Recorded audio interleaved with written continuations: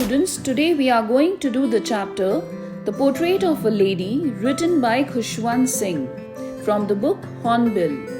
Khushwant Singh was a noted Indian writer and a journalist. The stories written by him were modest, restrained and well crafted. Train to Pakistan, Why I Supported the Emergency, Delhi a Novel, The Portrait of a Lady collected stories are some of the best work of this maverick writer.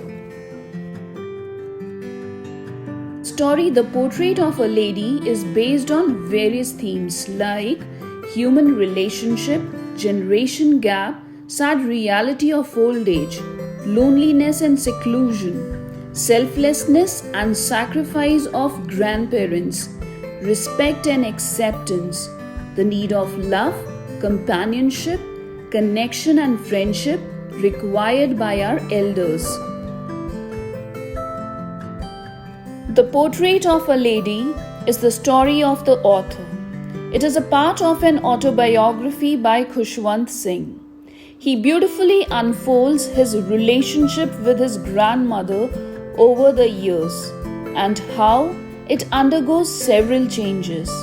He pens down her daily activities and how she evolved as a character as time passed.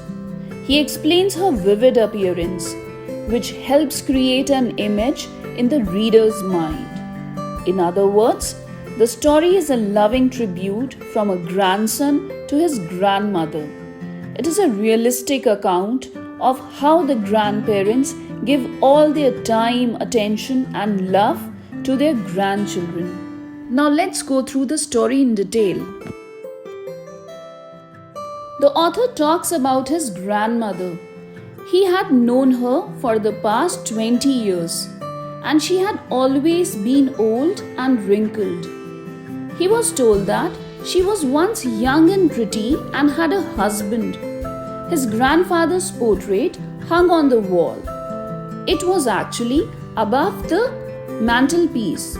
Mantelpiece refers to a shelf above the fireplace. The author noticed in the portrait that his grandfather wore loose-fitted clothes, a turban, and had a white-colored beard, which was actually so long that it almost reached his chest. The author could never imagine that once his grandmother was young and pretty. The thought was almost revolting. So, the thought that his grandmother was once young and pretty was revolting. Or we can say that it raises doubt in author's mind.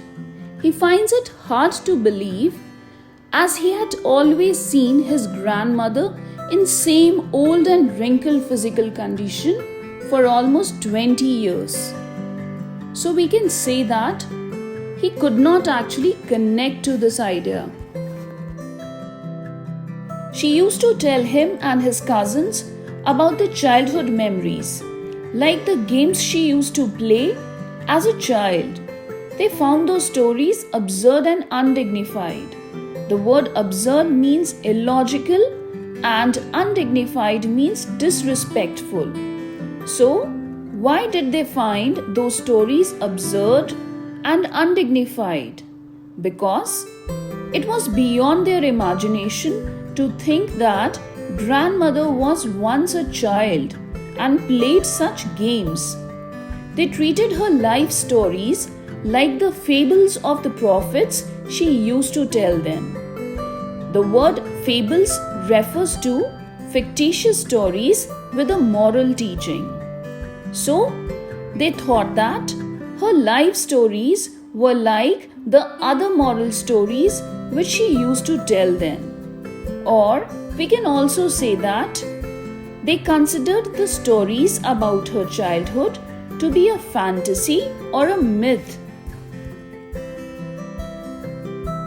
The author further describes his grandmother was short, fat and slightly bent in posture. She had silver-colored hair which was not neatly combed and was disorganized. They were scattered all over her puckered or wrinkled face. He even describes her wrinkles as crisscross lines across her face. The author remembered her hobbling around the house in spotless white clothes, with beads of the rosary hanging from one hand and the other hand rested on her back for support. The word hobbling means to walk with difficulty. Here, we can say that she might be limping because of her stiff leg or foot, which is pretty normal during old age. The word rosary refers to a string of beads to keep count. She was always found counting the beads of her rosary, and her lips constantly moved in an inaudible prayer, which was not heard. It could be because of regular chanting of God's prayer. According to the author, she was beautiful but not pretty. It means that, to the author, grandmother was not pretty but beautiful. She was beautiful in a peaceful way. Pretty means only outer beauty or the physical appearance. But by beautiful, the author means the beauty of heart and inner feelings. So that is the reason he calls her beautiful but not pretty. He compares her to the winter landscape in the mountains, which has a peaceful and calm feel. He describes her charm and beauty using an expanse of pure white serenity, breathing peace and contentment. It refers to the calm, peaceful, and contented character of the author's grandmother. The stretch of snow over the mountain is equally white and peaceful as author's grandmother. So, her silvery locks and white dress made her look like the winter landscape in the mountains. When author was a little child, his parents left him in the village with his grandmother and went to live in the city. The author shared a very close bond with his grandmother. They became very good friends. She used to wake him up in the morning and get him ready for school. She said her morning prayers in a sing-song manner, hoping that her grandson would learn them by heart. But the author listened to the prayers because he loved her voice, but never bothered to learn them.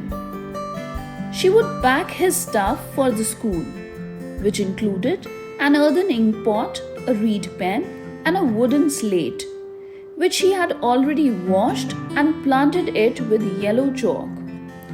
Planted it with yellow chalk here means that his grandmother would clean his wooden slate every day and keep a yellow chalk along with it.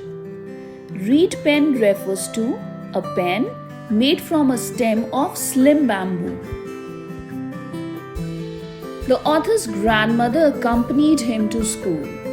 As the school was attached to the temple, so while the author was at school, the grandmother would sit in the temple to read scriptures.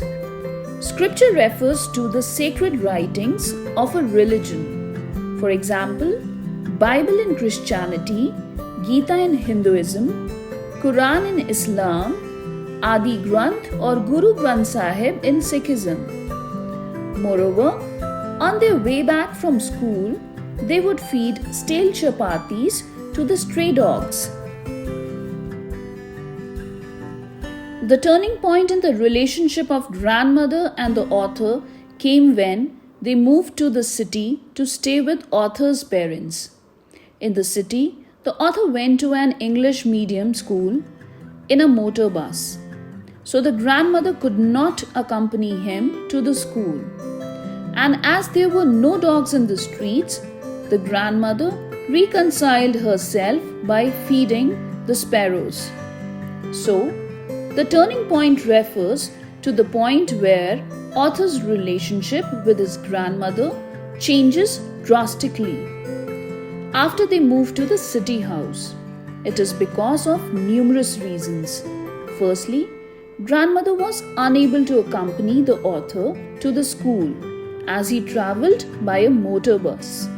Unlike initial days when they used to walk on foot to school, and on their way back they would feed street dogs with stale chapatis. Secondly, she was not able to help him in his lessons as he went to an English medium school now. Moreover, he was taught the things which she could not understand. This made her really unhappy and disheartened. Lastly, we can say that although they shared the same room, a sort of distance occurred in their relationship because they did not have any common thing to share or talk about. So, due to all these reasons, her connection with the author was broken. The grandmother was unhappy with the things being taught at the English school. She was hurt to know that there was no teaching of God and scriptures. In fact, the grandmother was disturbed when she came to know that music lessons were given in school. The reason was that she thought that music was associated with indecent profession, which should not be taught to decent and gentle person like her grandson. So, what were the two reasons of her distress? First being, no religious teaching in city school, which means nothing was done to promote author's religious belief. So this fact troubled the grandmother. The second reason was that music lessons were taught in school, which she actually considered to be a lewd profession or vulgar or indecent profession. It could be because of her orthodox or conservative belief. According to her, it was specially associated with beggars and harlots or the Scots. The grandmother observed music profession as a means to earn money. So, according to her, it wasn't meant for a kind and gentle person like her grandson.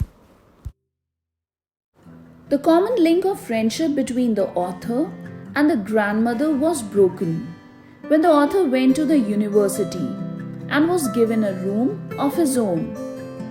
In the text, the author says, "My grandmother accepted her seclusion with resignation." This shows the author's grandmother's passive submission to her secluded life after she gradually loses touch with her grandson. Basically, she accepted her fate without any complaint. Or we can also say, she patiently accepted what was happening with her. Seclusion here means that she withdrew herself from all social activities. Or we can also say that she isolated herself from everyone. The author further says that she rarely talked to anyone in the house and was busy spinning the wheel and reciting her prayers. Even when she relaxed, it was only to feed the sparrows. So, when her grandson was engrossed in his life, she comforted herself by feeding numerous sparrows or spinning yarn or thread. We can say that those activities gave her solace or comfort from her distressed life, the life in which she was separating from her grandson, the phase of life in which author had no time for her. In the afternoon, when she fed the sparrows, they would collect round her, creating a veritable bedlam of chirpings. Here, veritable bedlam of chirpings refers to the uproar, commotion, or chaos caused by the chirping of the sparrows. They would spread out and sit by the author's grandmother. Hundreds of sparrows collected around her when she broke the bread into little bits and threw it to the sparrows. So, veritable bedlam means that there was a real noise, apparently because of the twittering of great many birds. When the author was leaving for his higher studies, the grandmother went to bid farewell to him at the station. She concealed her emotions and wasn't even sentimental. This shows how strong she was in her approach or character. Probably, she knew that she would be around when the narrator would return after completing his studies. Therefore, she wasn't upset. Instead, she embraced the changes which occurred in her life in an optimistic manner. So, she had the ability to adapt herself to the circumstances. The author came back after 5 years and was received by his grandmother at the station. She was unchanged and did not look a day older. Even after author's arrival, grandmother's happiest moments were with her sparrows, whom she fed longer and with frivolous rebukes. The word frivolous means insignificant and rebuke means to scold. So, the author realized that his grandmother had developed a special bond with the sparrows. During his absence, she loved to spend time with sparrows, casually scolding them. Although she knew that the birds couldn't understand what she spoke to them, still she chattered with them for her happiness and enjoyment. The insignificant scolding and chattering of grandmother with the birds, irrespective of any understanding between them, is referred to as frivolous rebukes. It was actually one of the ways through which she passed her time when author got detached from her. In the evening, the author's grandmother celebrated his homecoming by collecting the women of the neighborhood.